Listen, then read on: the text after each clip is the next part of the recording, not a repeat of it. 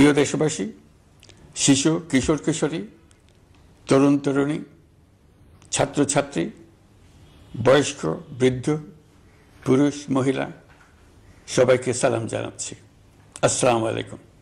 শুরুতেই স্মরণ করছি মুক্তিযুদ্ধের লাখো লাখো শহীদ এবং গত জুলাই আগস্ট মাসে ফ্যাসিবাদের বিরুদ্ধে ছাত্র শ্রমিক জনতার অভ্যুত্থানে নিহত সকল শহীদকে। সবাইকে জানাচ্ছি আমার সশ্রদ্ধ সালাম ও গভীর শ্রদ্ধা। আরও স্মরণ করছি তাদের, ফ্যাসিবাদী শক্তির বিরুদ্ধে লড়াই করে যারা আহত হয়েছে, পঙ্গুত্ব বরণ করেছে, চোখের দৃষ্টি হারিয়েছে, যারা ৯ দফা নিয়ে দাঁড়িয়েছে, যারা ১ দফা নিয়ে দাঁড়িয়েছে, যারা দেশকে এক হিংস্র স্বৈরাচারের হাত থেকে বাঁচিয়েছে। কৃতজ্ঞ চিত্তে স্মরণ করছি আপনাদের ভাই বোনদের, আপনাদের সন্তানদের, যারা এই বিপ্লবে অংশগ্রহণ করেছে। আমরা অন্তর্বর্তীকালীন সরকারের প্রথম ১০০ দিন অতিক্রম করলাম। আপনারা জানেন কি কঠিন এক পরিস্থিতিতে আমাদের দায়িত্ব গ্রহণ করতে হয়েছে। ছাত্র শ্রমিক জনতার অভূতপূর্ব গণ অভ্যুত্থানের পর ফ্যাসিস্ট সরকার প্রধান পালিয়ে গেলে দেশ সরকার শূন্য হয় সাময়িকভাবে। পুলিশ প্রশাসন এ সময় সম্পূর্ণ নিষ্ক্রিয় হয়ে পড়লে উদ্বেগজনক এক পরিস্থিতির সৃষ্টি হয়। স্বৈরশাসনে বিপর্যস্ত এই দেশকে আমাদের সবাইকে মিলে পুনর্গঠন করতে হচ্ছে। জুলাই আগস্ট বিপ্লবের পর আমরা এমন একটি দেশ হাতে পেয়েছি যার সর্বত্র ছিল বিশৃঙ্খলা। স্বৈরশাসন টিকিয়ে রাখতে আইন শৃঙ্খলা বাহিনীকে জনগণের মুখোমুখি দাঁড় করিয়ে দেওয়া হয়েছিল। বিপ্লব চলাকালে প্রায় ১৫০০ ছাত্র শ্রমিক জনতার শহীদে মৃত্যু হয়। আমাদের সরকার প্রতিটি মৃত্যুর তথ্য অত্যন্ত যত্নের সাথে জোগাড় করছে। এই বিপ্লবে আহত হয়েছে ১৯,৯৩১ জন। আহতদের জন্য ঢাকার ১৩টি হাসপাতাল সহ বিভিন্ন বিশেষায়িত হাসপাতালে চিকিৎসার ব্যবস্থা করা হয়েছে। প্রতিদিনই তালিকায় আরও নতুন নতুন শহীদের তথ্য যোগ হচ্ছে, যারা স্বৈরাচারের আক্রোশের শিকার হয়ে এই পৃথিবী ছেড়ে চলে গেছেন। প্রতিটি হত্যার বিচার আমরা করবই। জুলাই আগস্ট হত্যাকাণ্ডের বিচারের যে উদ্যোগ আমরা নিয়েছি তার কাজও বেশ ভালোভাবে এগিয়ে যাচ্ছে। পতিত স্বৈরাচার শেখ হাসিনাকেও আমরা ভারতের কাছ থেকে ফেরত চাইব। কেবল জুলাই আগস্ট হত্যাকাণ্ডই নয়, আমরা গত ১৫ বছরে সব অপকর্মের বিচার করব।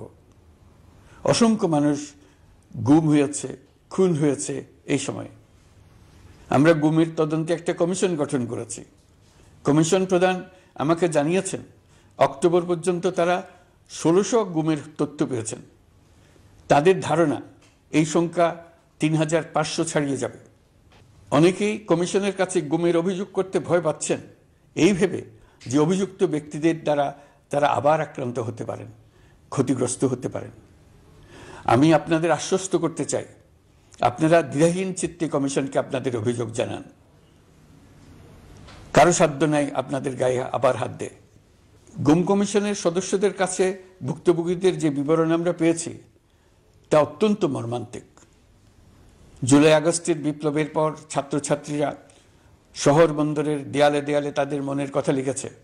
তাদেরও আগে যারা গুমের শিকার হয়েছে প্রতিটি গোপন আস্তানার দেয়ালে দেয়ালে তারা লিখে গেছেন তাদের কষ্টের মর্মস্পর্শী বিবরণ।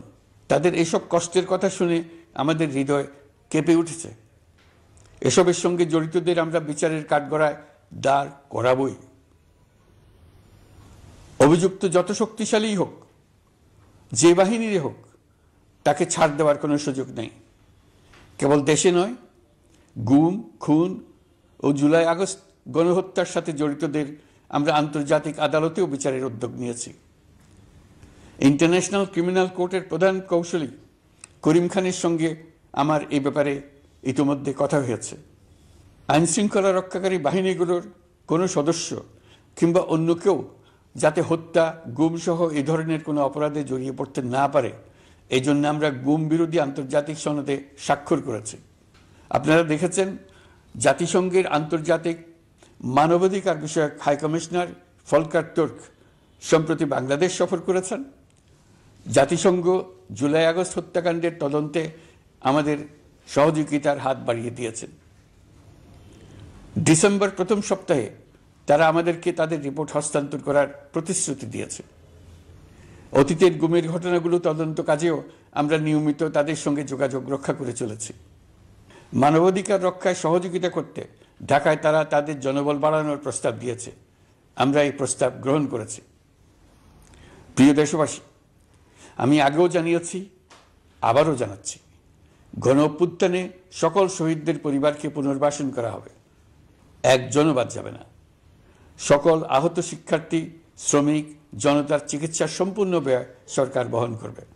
আহতদের দীর্ঘমেয়াদী এবং ব্যয়বহুল চিকিৎসা এবং শহীদদের পরিবারের দেখাশোনার জন্য স্বাস্থ্য মন্ত্রণালয়ের নেতৃত্বে একটি পূর্ণাঙ্গ তালিকা প্রস্তুত করা হয়েছে। প্রতিটি শহীদ পরিবারকে সরকারের পক্ষ থেকে 30 লক্ষ টাকা দেওয়া হচ্ছে।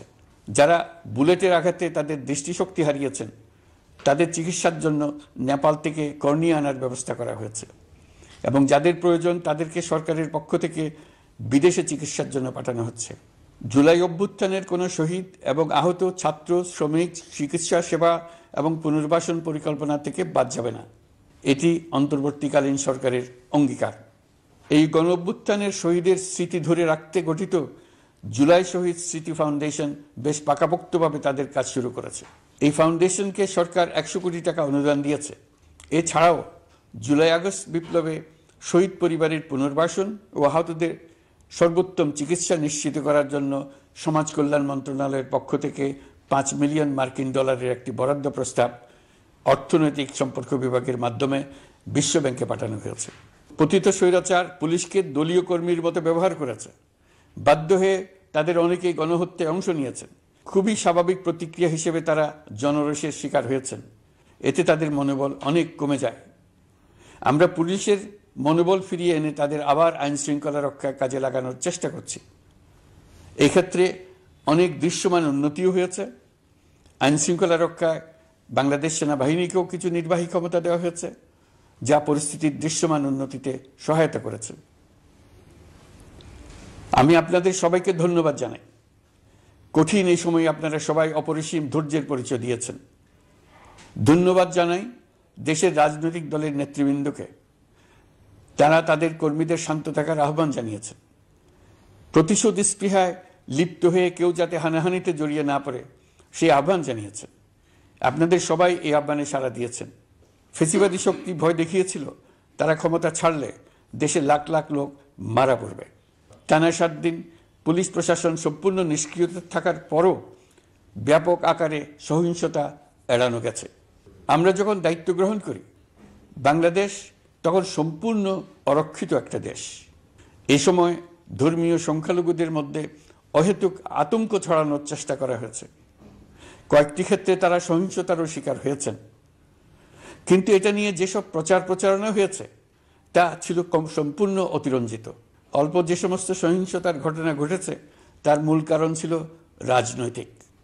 কিন্তু এইসব ঘটনাকে ধর্মীয় আবরণ দিয়ে বাংলাদেশকে নতুন করে অস্থিতিশীল করে তোলার চেষ্টা করা হয়েছে। আপনাদের সবার সহযোগিতায় আমরা দৃঢ়ভাবে এই পরিস্থিতি সামাল দিয়েছি। আমাদের দায়িত্ব গ্রহণের 2 মাসের মাথায় দেশে দুর্গাপূজা উদযাপিত হয়েছে প্রায় 32,000 পূজা মণ্ডপে।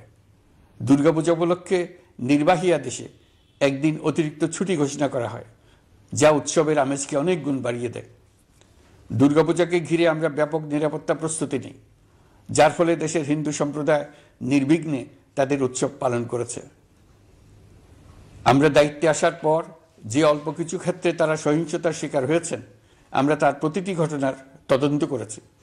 শুধু হিন্দু সম্প্রদায় নয়, দেশের কোনো মানুষই যাতে কোনো রকম সহিংসতার শিকার না হয় সেজন্য আমরা যথাসাধ্য চেষ্টা করছি।